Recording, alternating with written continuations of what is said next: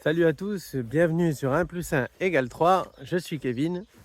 Je suis ravi de vous revoir aujourd'hui. Ça faisait un moment que je n'avais pas pu faire de vidéo. Vous savez, à cause de mon ordi qui a cassé. On reprend sur de bonnes bases avec une vidéo par semaine. Aujourd'hui, je voulais vous proposer un petit tour de jardin parce que ça me tenait à cœur de vous montrer un peu tous les arbres. Enfin, pas tous les arbres, mais une bonne partie de ce qui s'est passé, l'évolution de ce qu'on a vu aussi ces derniers mois. C'est parti! Alors, devant nous, on a le fameux pêcher qu'on a planté. Je ne sais pas si vous vous souvenez de la vidéo là, de la plantation du pêcher. Alors ce pêcher démarre tout doucement. Il a été beaucoup ravagé par la cloque, normal. Il était devant ma maison. Il avait moins d'humidité, plus de chaleur avec le mur. Donc là, réaction logique, un stress dû au rempotage, plus changement de milieu, plus d'humidité, tout ça. Donc fatalement, oui, la cloque, je m'y attendais. Maintenant, j'ai tout fait pour qu'il s'installe au mieux. Là, on ne pourra pas juger vraiment de sa reprise avant, on va dire, le mois de juillet, quand il aura commencé peut-être à faire sa deuxième pousse. Là, voilà, il tente de résister au stress. Et puis, alors, ce qu'on peut faire sur un arbre comme ça, éventuellement, c'est prendre, là, je ne sais pas si vous voyez là-bas, mais j'ai un petit peu de saule là. On peut prendre ça, mixer ça dans l'eau, faire un petit peu de l'acide acétylsalicylique, il me semble, ou salicylique, je ne sais plus exactement. C'est de l'aspirine en fait pour réduire le stress de la plante, permettre de passer un peu le cap. C'est quelque chose qu'on peut faire aussi. Voilà, moi je le fais pas parce que j'ai pas le temps, je vais vous dire honnêtement. Entre le boulot plus les clients à aller voir et tout ça, donc c'est pas simple. D'ailleurs bientôt nouvelle vidéo client. Bon là c'est une vigne que mes parents m'avaient achetée. Donc ce que j'ai fait sur cette vigne, elle était dirigée en fait assez haute. Du coup je l'ai couchée et là j'ai conservé un axe. Un axe que je vais courber l'année prochaine comme ça. Et sur cet axe, je vais faire partir les pousses et là-dessus, je formerai ma vigne. Voilà, vous voyez, rien n'est figé dans le marbre. Alors la vigne, c'est une plante assez flexible qui en plus est généreuse au niveau des bourgeons. C'est-à-dire que si vous...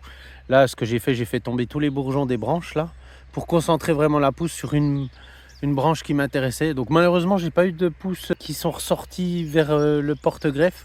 J'aurais voulu, mais ça aurait été l'idéal niveau alimentation. Mais c'est pas grave, cette branche-là, on va la favoriser, puis je la plierai. Là, on arrive vers les vignes. Alors là, elle démarre bien. Vous voyez, celles qui avaient gelé, elles sont plutôt en bonne forme. J'avais assez peur. J'en ai même qui portent des grappes. Alors j'avais prévu de vous faire une petite vidéo, mais malheureusement j'ai perdu les enregistrements, mais ce n'est que partie remise. Ah désolé, il y a les tracteurs, c'est la campagne. C'est normal. Vous voyez là sur certaines vignes par exemple, j'ai perdu tous les bourgeons que j'ai sélectionnés. Et puis voilà, j'ai eu quelques départs sur le porte-greffe, enfin sur le greffon plutôt. Et je vais les conserver. Je vais en conserver un. Là, on voit même un grappillon. Vous voyez, tout n'est pas perdu pour les récoltes. Il suffit de laisser beaucoup de caisses l'année d'avant à vos vignes. Et voilà, tous les bourgeons seront plus ou moins fructifères, quoi. Après, ça dépend aussi de la gravité du gel et le nombre de fois que vous faites geler les plants, quoi. C'est sûr que là, si les plants avaient subi un autre gel, j'aurais fait tomber toutes les grappes. Là, ils ont subi qu'un gel il est arrivé assez tôt en saison, ce gel, au mois d'avril. Là, vous voyez, voilà, j'aurai quand même de la récolte. On voit les petites grappes là. On gardera ça tout le long de l'année. Si je vous fais du détail, là, sur cette vidéo, elle va durer 2 heures, mais on va regarder ça tout le long de l'année. Les vignes que j'ai plantées là-bas, une mortalité sur toutes les vignes. Ah, voilà, c'est le jeu aussi. On sait que... Je remercie d'ailleurs Viticabrol parce qu'il y a des plants, ils sont tellement vigoureux qu'ils font déjà des grappes là maintenant, que je vais enlever, je pense, ou je vais laisser juste 2-3 raisins histoire de goûter, quoi. Mais ouais, je remercie Viticabrol parce que vraiment les plants, ils ont la caisse, ils ont pris un sacré gros coup de gel. Ils étaient sortis à peu près à ce stade-là qu'ils avaient pris une grosse gelée, tout était noir, grillé, quoi. Et là, ils sont repartis, donc je suis content. Chose que j'ai fait, j'ai sélectionné bien les axes les plus vigoureux sur la vigne pour vraiment déjà favoriser la vascularité. Le rameau le plus vigoureux, faut le favoriser à fond. Et puis le mieux placé aussi, hein, parce qu'il y a une histoire de placement aussi pour pas qu'il se strangule trop, quoi. Pas qu'il soit coincé entre une coupe et le porte-greffe. Donc bon, voilà, c'est des choses qu'on verra. Donc, je vous ferai une vidéo détaillée de tout ça. Voilà, j'aimerais vous montrer. C'est la variété Jupiter surtout qui est assez. Il me semble que j'en ai 2 qui portent du raisin, là, qui sont fructifères du moins. Alors pas celle-là. Si là, regardez, il y a un petit grappillon. Je sais pas si vous voyez. Il y a un petit grappillon sur l'abri. Ça, c'est ce qu'on appelle des grappillons. Ce sera pour goûter le raisin sans forcément. Là, par contre, j'ai une vraie grappe là. Vous voyez, une belle grosse grappe. Vous voyez là, par exemple, là, c'est pas trop. Ah, je suis incorrigible. Là, je vais vous faire une vidéo de détail. Alors là, j'enlève les pouces. Voilà. Là, ce serait pas trop. Même s'il est fort, cet axe. Vous voyez, il est coincé entre le porte-greffe et un axe. Enfin, il n'est pas coincé, mais si vous voulez, il y a une espèce d'étranglement. Il faudra soit que je dirige la branche par là-bas, soit que je parte sur celle-ci, quoi, qui est plus bas. Mais je vais privilégier celle-ci, puis je vais partir de l'autre côté. Voilà. Vous voyez, c'est simple, hein, c'est pas. Vaut mieux privilégier un axe. Hein. Marceau Bourdarias, il n'arrête pas de répéter. La dynamique prévaut sur le nombre. Donc vaut mieux un sarment très vigoureux qui va se connecter à son milieu plutôt que plusieurs sarments en touffe là qui vont générer des petites racines et qui vont avoir du mal à se connecter. Là on a les fraisiers. Hein. Moi je parle pas trop de ce genre de trucs. Hein. Les petits fruits c'est assez facile à faire. Hein. Voilà, donc là vous voyez j'ai un sacré linéaire de fraisiers jusque là-bas.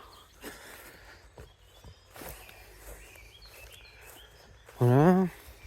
Ah tiens, ça tombe bien. Regardez le cerisier là. Vous vous souvenez de celui-là? C'est celui de la taille du cerisier. Regardez, j'avais fait les entailles. Alors j'espère que vous verrez. Je vais zoomer. Hop là. Regardez les entailles. Voilà. Elles sont rebouchées à 50% je dirais. Voilà, elles sont rebouchées de 50%. Et regardez le rameau. Vous voyez le rameau là, comme il est sorti? Tac, tac, tac, tac, tac, tac, tac. Et voilà, j'ai tout le long de la branche là. Et j'ai même des rameaux qui sont sortis sans entaille. Hein. Voilà, ce sera très bien. Ça m'aidera à sélectionner plus. Mais vraiment, on peut s'assurer, voilà, un rameau qui sort à un endroit où on en a besoin. Là, ici aussi, il y a une entaille. Alors, on ne la voit pas bien. Voilà, ici. Et là, elle est pratiquement refermée. Donc, voilà, là, je vais pouvoir conduire mon arbre en solax. Vous voyez, je vais pouvoir mettre des branches réparties régulièrement dans l'espace afin de produire des cerises. Là, ce que je ferai, la récolte des cerises, c'est entre mai et mi-juin.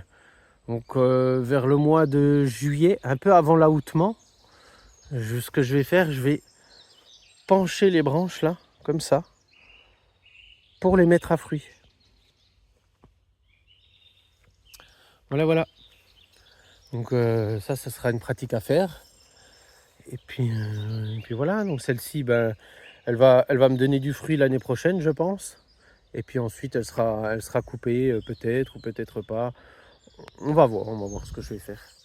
Je vais voir comment j'arrive à calmer l'arbre parce que ça dépend aussi de la vigueur du porte-greffe, hein, bien sûr. Là, clairement, là, comme il est, l'arbre, bon, il n'a pas donné de cerise, mais la vigueur, elle est là, quoi. Donc, il se connecte à son milieu, il est sorti de sa motte. Voilà, vraiment, là il s'installe, quoi. Donc, moi, je me fais pas de soucis pour l'année prochaine pour commencer à ce qu'il rentre en production, quoi. Là, vous voyez, vous en avez un peu plus timide. L'année dernière, il avait fait des petites pousses. Là, on voit que il a déjà dépassé la longueur des petites pousses de l'année dernière qu'il avait fait. Plus il sort un petit rameau latéral comme ça. Donc voilà, on voit que l'arbre s'installe doucement. Lui, par contre, vaudrait mieux éviter qu'il produise tout de suite des cerises, quoi. Il a peut-être besoin d'encore un an d'installation pour être plus connecté, quoi. Alors, bon, là, on est sur un jardin qui a été implanté par mes parents, hein. Enfin un jardin, un verger. Mes parents, ils connaissent bien un peu. Là, je crois que c'est un hachis, je suis pas sûr, mais Enfin voilà, ils connaissent bien les variétés. Moi, c'est pas trop mon délire. Moi, je m'intéresse vraiment plus à l'arbre en tant qu'individu plutôt que réellement ce que c'est. Bien sûr, c'est important pour connaître l'arbre, comment il va réagir, de savoir quel porte-greffe, quelle variété, tout ça. Maintenant, je suis comme vous, honnêtement, alors il y a des gens plus passionnés que moi à ce niveau-là, mais honnêtement, connaître toutes les variétés et les porte-greffes et tout ça, c'est assez délicat. Moi, ce que je fais, tout simplement, je cherche sur Internet, hein, et puis d'emblée, tout de suite, tac, j'ai à peu près la vigueur dans tel type de sol, le comportement en général. Ça suffit déjà pour se faire une petite idée. Maintenant, on reste, on essaye, on est des particuliers qui essayent de se professionnaliser. Donc voilà, on avance, on évolue. Puis voilà. Alors vous voyez, ça c'est ma mère, elle a installé de la consoude un peu partout et il y a un balai de, bourdons en tout genre. Vraiment, il y a au moins 4, 5, je dirais même peut-être 8 espèces différentes. C'est assez impressionnant. Et on voit au milieu donc des consoudes, ben, c'est des baies de goji, il me semble, que ma mère a mis là. Tac, tac. Donc voilà, hein, attirer les pollinisateurs, je veux dire. Attirer les pollinisateurs, c'est important hein, dans un jardin. Et tout le monde dit oui, sans les abeilles, on va crever, on va crever. Moi, je suis désolé, mais j'y crois pas quand je vois ça en fait. Parce que bah, les bourdons, honnêtement, sont aussi efficaces que les abeilles. L'avantage qu'elles ont, les abeilles, c'est leur nombre en fait. Hein. C'est leur nombre, leur impact à un endroit autour d'elles qui fait que voilà, elles sont assez utiles quoi. Maintenant, moi je vais être honnête avec vous, hein, quand j'entends les apiculteurs, bon bah alors je comprends, hein, eux ils en vivent, c'est différent, mais en fait on peut pas dire les abeilles meurent si on met une énorme pression en fait au kilomètre carré d'abeilles. Vous voyez bien, si on est 10 dans une pièce avec un seul gâteau, on va manger mais pas longtemps quoi. On va vite avoir faim. Donc dire que éventuellement les pesticides les tuent, oui peut-être. Mais est-ce que le manque de nourriture ne tue pas autant? Ça, voilà. Donc c'est pour ça, vous en tant que particulier, vous pouvez soutenir les agriculteurs hein, aussi, et les apiculteurs aussi, bien sûr, en plantant des plantes mellifères partout et voilà, en les entretenant quoi, et en les laissant pour eux, pour qu'ils puissent manger quoi. Chacun fait sa part, c'est le colibri, hein, la théorie du colibri. Voilà, voilà. Alors là, bah tiens, très intéressant. On est sur un pêcher que j'ai donc conduit dans le sens que j'ai placé les branches dans l'espace pour le futur. Malheureusement, ce pêcher, on voit que il peine à plusieurs niveaux. Donc, bien sûr, il a eu la cloque.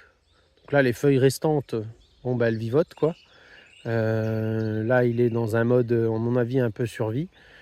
Mais on voit aussi que cet arbre, bah, il s'est pas encore connecté à son milieu, quoi. Il a été planté l'année dernière, il me semble.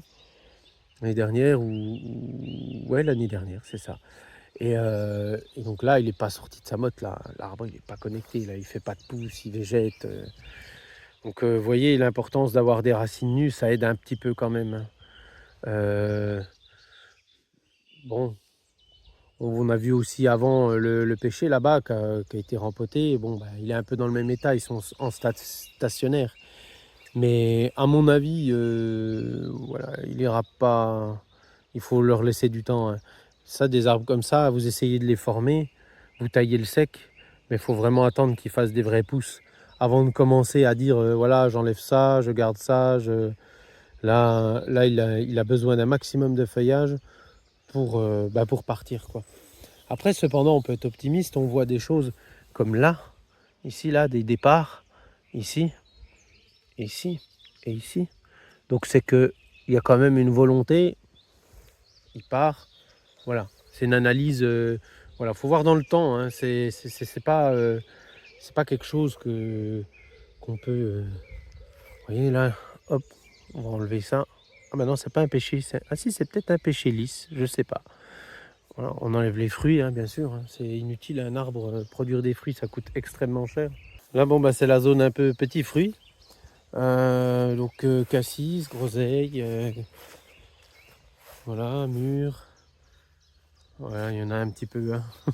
Ça, c'est l'ancienne propriétaire qui avait planté. Nous, on a juste entretenu parce que vraiment, c'était des touffes abominables, quoi. Ça venait fermer le rang, en fait, quoi. Donc voilà, on a entretenu, on a taillé, puis ben voilà, quoi. Là, on a des arbres qui portent énormément de fruits. C'est des arbres assez lisibles maintenant, comme on a sélectionné les rameaux. Voilà, ça porte du fruit sur les rameaux de 2 ans. Hein, Vous voyez, ça, c'est tout des pousses de l'année dernière. Et là, ils sont chargés, quoi. Petite groseille. Allez hop, ça c'est pour Bibi, encore acidulé. Attendre un petit mois. Là, il y a un mûrier sans épines, hein, fait des grosses mûres. Ça, c'est ma mère qui le taille. Elle connaît un peu plus les petits fruits, ma maman. C'est quelque chose qu'elle apprécie bien. Alors, du coup, elle en prend soin, c'est bien. Moi, c'est vrai que c'est pas ce genre de truc. Je me suis pas encore renseigné. Bien sûr, il y a beaucoup de savoir à acquérir et bon, bah, ça prend du temps. Hein. On n'est pas tous, on va dire, dans le milieu, comme on dit. Hein. On n'est pas, c'est pas notre métier hein, en tant que tel. Donc, en tant que passionné, bon, bah, on apprend au fur et à mesure certaines choses qu'on apprend plus vite que d'autres. Là, c'est un noisetier. Alors, un noisetier qui nous a donné quelques petites noisettes l'année dernière. Je pense que cette année, il devrait en donner plus, hein, puisque là, il est en train de, voilà, il était un peu jeune l'année dernière. Donc, le noisetier, là, celui-là, il va falloir que je vienne dessus hein, cette année. Libérer en fait l'intérieur du noisetier pour qu'il y ait assez de lumière qui rentre pour justement avoir de la fructification. Ce que je vais faire peut-être un peu avant le mois de juillet, je vais venir tailler 2-3 branches là qui se touchent dedans et puis donner ça à une chèvre et puis elle va être très heureuse. Là vous avez une trogne de châtaignier. Trogne de châtaignier qui a été trognée il y a 2 ans. On va voir les châtaignes qu'elle me fait. Je vais la trogner tous les 5 ans comme font certains agriculteurs qui possèdent des châtaigniers. Ils les taillent tous les 5 ans. Quoi, comme ça leur permet de donner des châtaignes. Bah là vous voyez, hein, il va fleurir. Hein, donc bon. On verra. Ça permet à la fois de le tailler, de garder la vigueur et en même temps de continuer la production de fruits. Je connais pas ces châtaignes, il n'est pas greffé il me semble. Mais on va voir ça. Moi j'aime bien les châtaignes de temps en temps. Après en manger tout le temps, c'est pas donné à tout le monde. Hein. Faut vraiment avoir faim. Là vous voyez, typiquement il y a un petit conflit là. La dame qui avait le terrain là, elle a planté un mirabellier. Et regardez comme il est tout allongé, il cherche la lumière. Parce que voilà, il y a un chêne juste devant. Donc cette année, j'aimerais, comme le chêne là en plus il penche sur la serre, j'aimerais élaguer ce chêne pour permettre, et donc redescendre aussi le mirabellier, pour permettre au mirabellier de enfin produire quoi.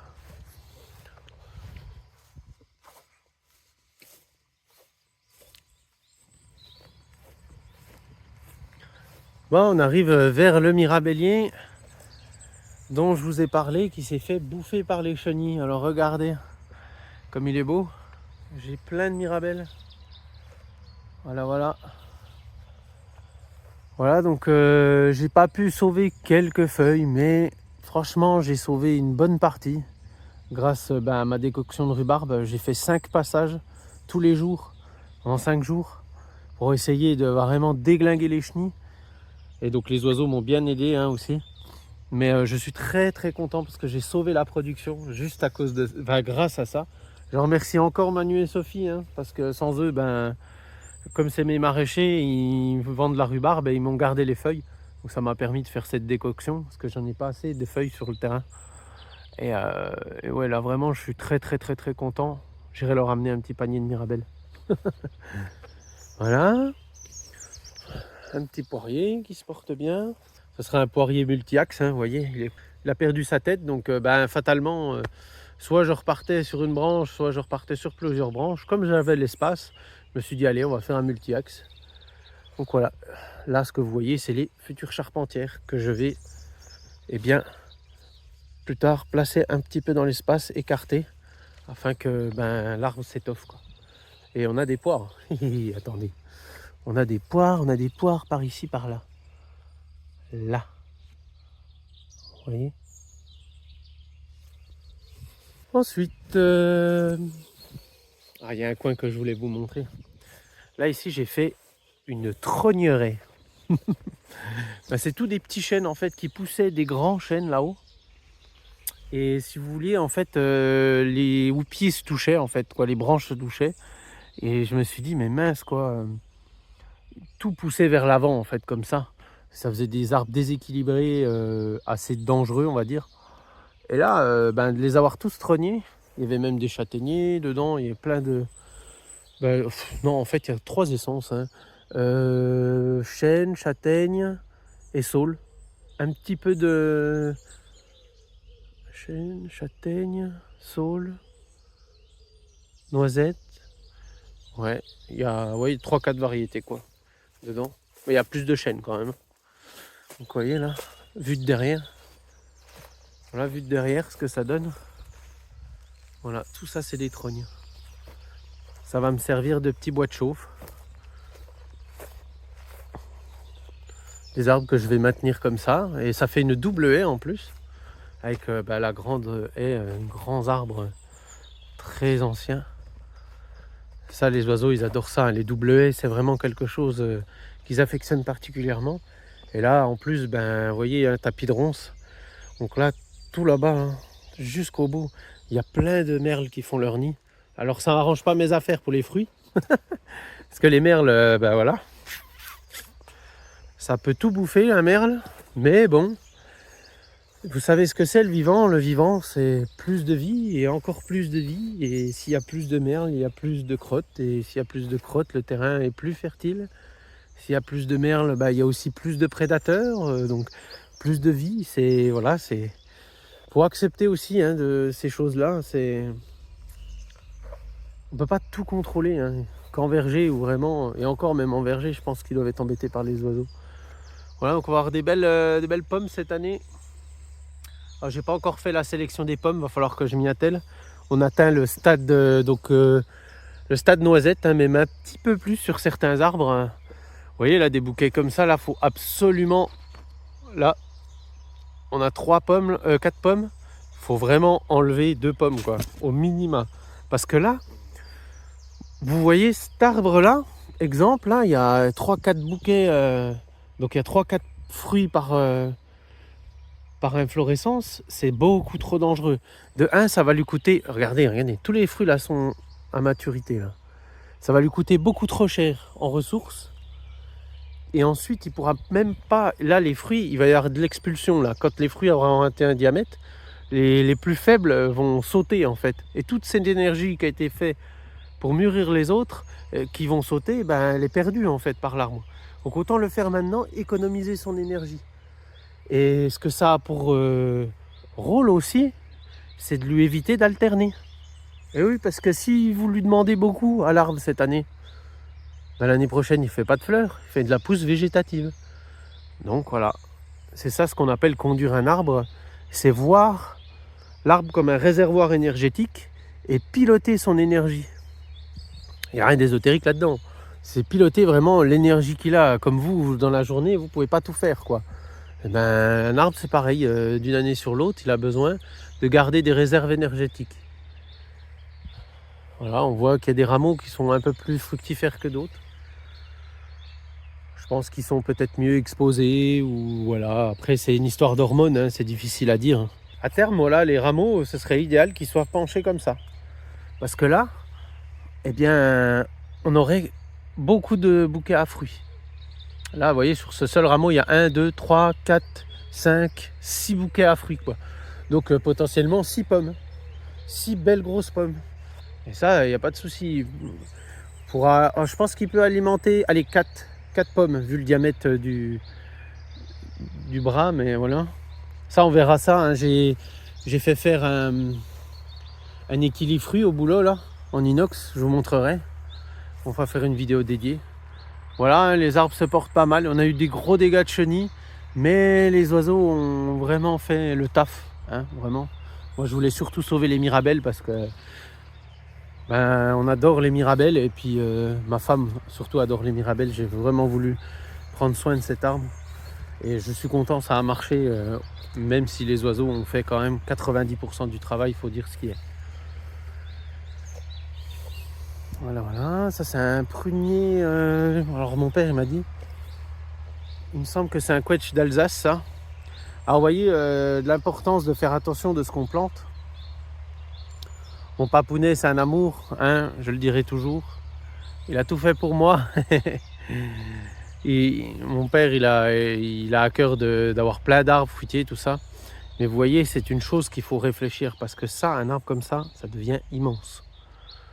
Sauf que où il est planté, là le soleil il passe comme ça. Et malheureusement, eh bien, si vous vous mettez à la place du soleil, eh bien vous voyez que cet arbre, il va faire de l'ombre à tous les pommiers qu'il y a derrière. C'est ce qu'on appelle le bon arbre au mauvais endroit. Malheureusement, c'est voilà, nul n'est prophète en son pays, hein. Maintenant, voilà, on verra, on verra bien. Moi, je suis pas le seul à décider sur ce terrain. Oh, petite coccinelle qui se balade. Ah, c'est mon petit côté TDAH, ça. Voilà. Là, donc, vous avez le pommier que j'avais taillé donc et arqué dans la vidéo du pommier. Là, je vous la mettrai en fin de vidéo. Il réagit très bien, il fructifie très bien. J'ai plus qu'à sélectionner les pommes. Et puis voilà, ça va se faire tranquillou. Alors si vous sélectionnez des pommes, une petite astuce, ce que vous pouvez faire, c'est dénuder le bout des branches. Il faut vraiment qu'il y ait une espèce de colonne de lumière qui rentre dans l'arbre et garder le maximum de fruits en bout de branche pour amener les branches à s'asseoir dans l'espace, à pencher. Parce que c'est vraiment ça qui va vous aider à mettre la vigueur de l'arbre dans la fructification et pas dans la pousse végétative. C'est en ça qu'aussi un porte-greffe faible, de facto, il aide aussi à faire ça. Mais il y a des fois, même de façon moderne, les professionnels ont vu que malgré tout, si on a un porte-greffe fort, eh bien on peut diriger cette force dans la fructification. Et alors, peut-être même en 3e année, produire 100 kg de pommes, quoi. Ça c'est vu. D'ailleurs, Jean-Marie Lespinasse, qui est aujourd'hui décédé malheureusement, il est mort au mois de mai, là, le 3 ou 4 mai, je ne sais plus. Merci pour ses travaux d'ailleurs, parce que sans lui, j'aurais pas la passion que j'ai aujourd'hui. Il a réussi à faire ça à 100 kg de pommes sur un arbre de 3 ans. Alors bon, il avait 40 ans de technique agricole en verger, donc en pommier particulièrement, donc là, mais c'est pas impossible en fait, hein, même la 4e année, quoi. Donc une fois qu'on a les bonnes techniques, qu'on comprend bien comment fonctionne l'arbre, bah, on peut arriver à des trucs sympas, quoi. Lui, il avait une vraiment connaissance fine des variétés, déjà individuellement. Enfin, c'est un grand monsieur, quoi. Je vous conseille d'aller acheter tous ses livres. Moi, je suis fan. Là, ben, on a des cognaciers. Alors je ne saurais pas la variété. Ils sont sur porte-greffe assez faible, hein, comme vous pouvez le voir. C'est des buissons, quoi, un peu. Là, lui aussi. Voilà. Là, vous en avez un autre modèle sur porte-greffe un peu plus faible, un peu plus vigoureux. Vous voyez, le cognacier, il a cette tendance à être très érigé, très droit, avec un bois assez dur. Mais il fructifie toujours en bout de branche. Donc comme il fait des fruits très gros, eh bien voilà, sa physiologie, il penche et il devient buissonnant après. Un cognacier, niveau taille, mis à part les risques mécaniques, il n'y a pas trop grand chose à faire, hein, en tant que particulier je parle, hein, on n'est pas sur de la production, mais un cognacier ça fructifie assez bien. Et en plus juste à côté des deux autres là, il y a du pollen, il est bien. Ah, je voulais vous montrer quelque chose. Regardez cet arbre. Ça c'est un noyer noir, noyer d'Amérique quoi. Et donc il est issu d'une graine. Il est issu d'une graine qui a... Alors attendez. Là il rentre dans sa 4e année. Là. Il rentre dans sa 4e année. Donc il était en pot. Ensuite 1 an en terre. Et la 2e année donc il a décollé. On voit. Hein. Il a fait la grande tige qu'elle a la 2e année. Il était comme ça. Hein. Il était haut comme 3 pommes. Et puis bah là maintenant... Voilà quoi, il est nickel quoi. Vous voyez là la vigueur de folie, un noyau, et là elle a des branches partout dans tout l'espace quoi. Voilà, on regardera ensemble aussi cette année le noyer. J'attendais d'avoir un vrai exemple parce que ceux que mes parents ont achetés, bah, ils végètent malheureusement. Hein. Je les ai achetés en pépinière, ils ont déjà 4 ans les machins, vous les payez pratiquement 100 balles. Honnêtement, voilà, alors que là, en 4 ans, on a une vigueur qui est tout autre. On regardera ça cette année, on étudiera. Ah oui, le mirabellier. Vous voyez? Alors sur ce mirabellier, vous vous souvenez de la vidéo là? C'est ma première vidéo YouTube. D'ailleurs, merci à vous de me suivre. Ça fait vraiment plaisir de partager une passion. Ce mirabellier, je l'avais arqué. Donc j'avais choisi les charpentes et je l'avais arqué. Vous voyez l'espace qu'il prend là, comment il est? Est-ce que vous... Alors faut accepter ça, hein, comme je l'ai dit dans la vidéo, faut accepter d'avoir un arbre qui s'étale dans l'espace, mais c'est important pour la fructification. Là, tous les rameaux, là, je vais avoir des fruits là tout le long. Là, je vais avoir des fruits tout le long l'année prochaine. Parce que, rameau bien exposé, assez pas trop droit, voilà, ça va vraiment l'aider à fructifier. Maintenant, ce qu'il faudra que je fasse attention, je vais faire une taille en verre, en revanche. Je vais faire une taille en verre parce que, regardez, là, c'est typique, hein, c'est normal, hein, prunier et mirabellier, la vigueur est assez forte, donc ça, on va le tailler, hein, pour vraiment réduire la concurrence. Sinon, il va me faire une poutre ici qui va monter, quoi. Voilà, c'est quelque chose qu'il faut faire. Et puis ensuite, enlever les petites réitérations. Là, ils réitèrent de moins en moins, hein. Mais ce qui est bien aussi, c'est que les petites réitérations peuvent nous servir à remplir des espaces qui nous manquaient avant. Donc j'en garde des fois certaines et d'autres je les enlève, quoi. Voilà, il va venir à fruit tout doucement, j'espère l'année prochaine. Déjà cette année il avait fleuri, mais comme voilà, il avait beaucoup de vigueur végétative, il avait besoin de partir, fatalement il a abandonné ses fleurs, hein. C'est normal, hein. Mais c'est bien, il a donné des fleurs pour les abeilles.